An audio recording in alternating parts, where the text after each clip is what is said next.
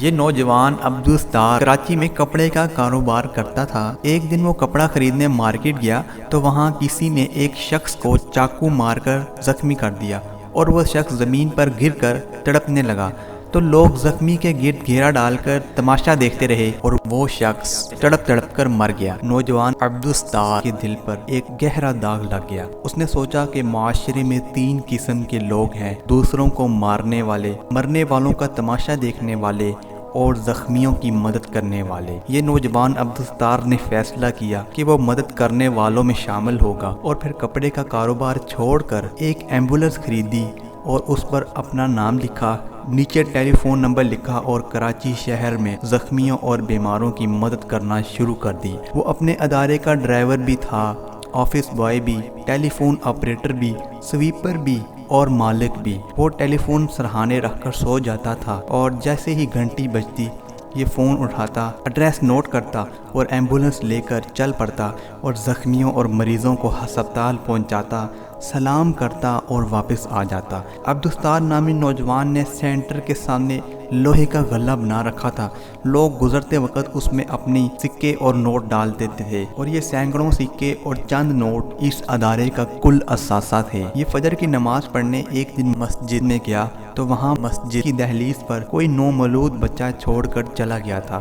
ایک شخص نے اس بچے کو ناجائز قرار دے کر لوگوں سے کہا کہ اس کو قتل کر دو۔ جیسے ہی لوگ مارنے کے لیے آگے بڑھے تو یہ نوجوان آگے بڑھا اور ان کے سامنے کھڑا ہو گیا اور کہا کہ یہ بچہ مجھے دے دیں، اور پھر اس بچے کی پرورش شروع کی اور آج یہ بچہ ایک بینک کا بہت بڑا آفیسر ہے۔ یہ نوجوان ناشے اٹھانے جاتا تو پتہ چلا کہ گندے نالے میں ناش پڑی ہے اور وہاں پہنچتے ہی دیکھا کہ لواحقین بھی نالے میں اتر کر ناش نکالنے کے لیے تیار نہیں ہے، اور پھر یہ عبدالستار ایدی نامی شخص نالے میں اتر گیا اور ناش نکال کر گھر لایا، کفن پہنایا، جنازہ پڑھایا اور اپنے ہاتھوں سے قبر کھود کر ناش دفن کر دی۔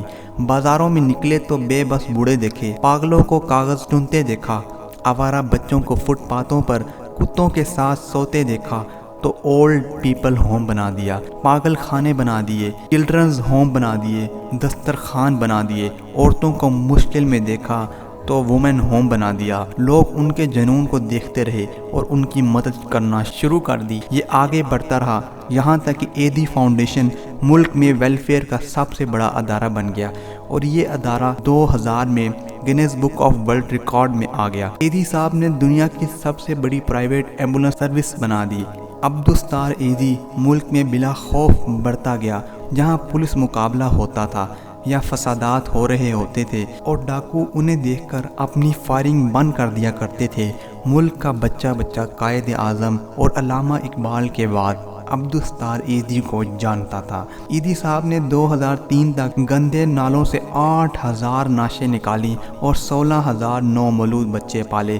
انہوں نے ہزاروں بچیوں کی شادیاں کرائیں۔ یہ اس وقت تک ویلفیئر کے درجنوں ادارے چلا رہے تھے۔ لوگ ان کے ہاتھ چومتے تھے، عورتیں زیورات اتار کر ان کی جھولی میں ڈال دیتی تھیں، نوجوان اپنی موٹر سائیکلیں سڑکوں پر انہیں دیکھ کر خود وین میں بیٹھ جاتے تھے۔